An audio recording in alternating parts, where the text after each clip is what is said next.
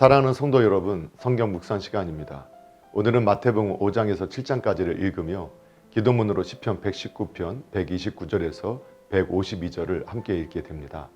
마태복음의 내용을 살펴보면 마태복음 5장은 예수 그리스도의 유명한 산상수훈이 시작되는 장으로서 전체의 구성이 설교 형식으로 되어 있다는 점에 있어서 특이합니다.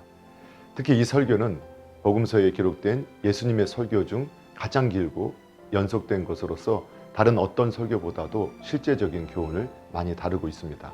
따라서 이곳에는 기독교의 교리나 율법에 대해서는 많이 언급되어 있지 않은 반면 실제적인 삶을 통해 지켜야 할 기독교인의 행동 규범이 중점적으로 강조되어 있습니다. 한편 5장의 서론 부분의 1절, 2절에서는 산상수훈이 시작되기 전의 상황이 언급되어 있는데, 이는 산상설교가 관념적인 지식을 전달하기 위한 것이 아니라 우리들의 삶을 지도하고 믿음으로 통제하기 위한 것임을 밝히기 위해서였습니다.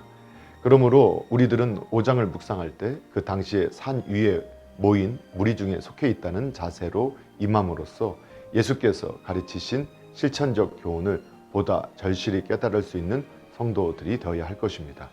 마태복음 6장에서는 서기관과 바리새인들의 외식된 행위에 대해 주로 다루고 있습니다.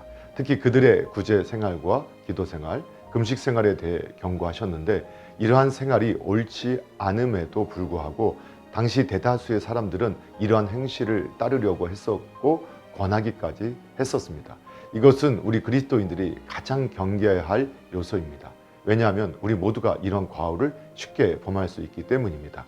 한편 외식하는 자는 자신의 종교적인 행실로 죄를 감추고 대신에 모든 사람들에게 높임을 받으려는 자들이었습니다. 이러한 바리새인의 의로움은 진실하지 못했고 정직하지 못했습니다. 그들은 하나님의 상급이 아니라 사람들의 칭송을 받기 위해 율법을 지켰습니다. 그러나 진정한 의로움은 내면으로부터 나와야 합니다. 우리는 그리스도인으로서 요구되는 윤리적 척도에 비추어 과연 자신이 진실하고 정직한지 아니면 외식으로 차 있는지를 시험해 보아야 합니다.